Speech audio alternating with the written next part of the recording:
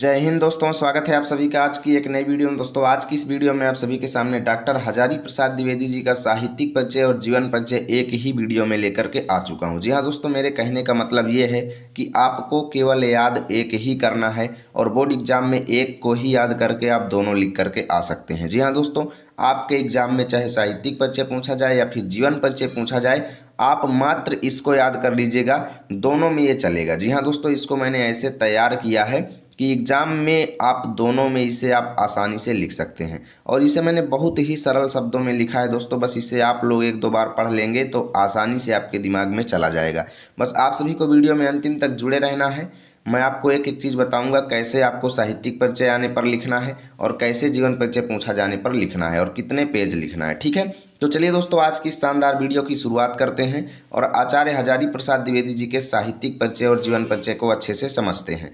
देखिए दोस्तों, अगर आपके बोर्ड एग्जाम में साहित्यिक परिचय पूछा जाता है हजारी प्रसाद द्विवेदी जी का, तो यहाँ पर आपको कोई भी हेडिंग नहीं डालना है। ऐसे ही दो हाईलाइटेड हेडिंग डालेंगे, साहित्यिक परिचय काले पेन से डालेंगे और डॉक्टर हजारी प्रसाद द्विवेदी ये भी काले पेन से हेडिंग डालेंगे और सिंपल लिखना शुरू कर देंगे। अगर आपके एग्जाम में जीवन परिचय हेडिंग पूछी जाती है या जीवन परिचय पूछा जाता है तो यहाँ पर आपको हेडिंग डालना जरूरी हो जाएगा, जीवन परिचय। ठीक है, उसके बाद लिखेंगे दोस्तों।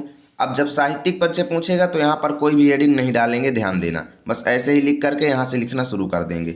आचार्य हजारी प्रसाद द्विवेदी का जन्म सन 1907 ईस्वी में बलिया जिले के दुबे का छपरा नामक गांव में हुआ था। ओके, आगे लिखेंगे। इनके पिता का नाम अनमोल द्विवेदी, इनकी माता ज्योतिषमती भी प्रसिद्ध पंडित कुल की कन्या थी। इतना माता पिता का नाम लिखेंगे। देखिएगा, साहित्यिक परिचय लिखते समय हमें मेन फोकस करना है साहित्यिक परिचय पर।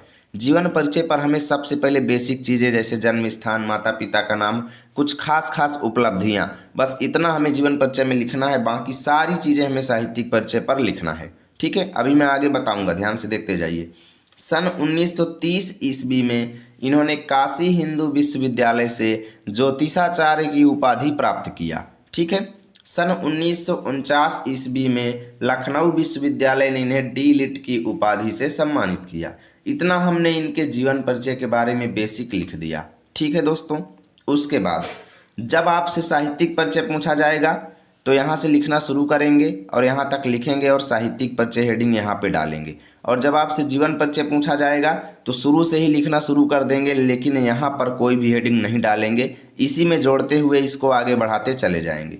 बीच में हमें साहित्यिक परिचय हेडिंग नहीं डालना है। जब साहित्यिक परिचय पूछेगा तो यहाँ पर साहित्यिक परिचय हेडिंग डालेंगे। उसके बाद लिखेंगे दोस्तों, हिंदी के उच्च स्तरीय ललित निबंधकारों में आचार्य द्विवेदी का मूर्धन्य स्थान है। ठीक है, ये हिंदी के उत्कृष्ट निबंधकार, साहित्यकार, उपन्यासकार एवं उच्च कोटि के आलोचक थे। ठीक है, आगे लिखेंगे। सन 1957 में इन्हें पद्म भूषण की उपाधि से सम्मानित किया गया। इनके निबंध अनेक विधाओं के ज्ञान भंडार हैं, यानी इनके निबंधों में बहुत ज़्यादा ज्ञान भरा हुआ होता है। उनमें इतिहास, पुरातत्व, ज्योतिष, दर्शन और शास्त्रों का सुगम सार संग्रह है। अब सुगम सार संग्रह का मतलब ये है कि बहुत सारी विधाओं का ज्ञान उनमें भरा हुआ होता है। ठीक है, आचार्य द्विवेदी की भाषा। अब देखिए, भाषा शैली के बारे में यहाँ पर हम बता रहे हैं, उसको छोड़ देंगे उस वाले पैराग्राफ को और नए पैराग्राफ से लिखेंगे आचार्य द्विवेदी की भाषा। यहाँ पर आप भाषा शैली हेडिंग भी डाल सकते हैं, ज़्यादा अच्छा रहेगा। आचार्य द्विवेदी की भाषा शुद्ध, परिमार्जित, प्रौढ़ और सरस खड़ी बोली है।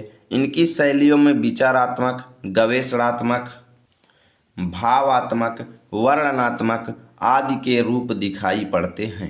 ठीक है, इनके निबंधों में महाभारत, कालिदास, बाणभट्ट आदि संस्कृत ग्रंथों की सूक्तियाँ भरपूर मात्रा में मिलती हैं।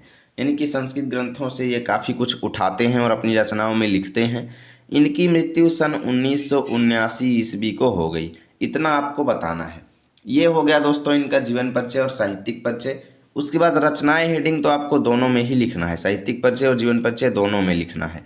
लिखेंगे अशोक के फूल, कुटज, विचार प्रवाह, सूरदास, कबीर, साहित्य का मर्म, बाणभट्ट की आत्मकथा, अनामदास का पोथा, विचार और वितर्क इत्यादि।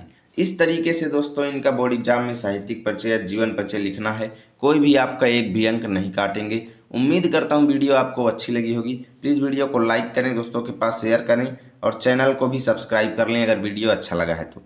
और इसका PDF चाहिए तो टेलीग्राम चैनल को ज्वाइन कर लें, जिसका लिंक डिस्क्रिप्शन में दिया गया है। मिलेंगे आप सभी के साथ अगली वीडियो में, तब तक के लिए जय हिंद, जय भारत।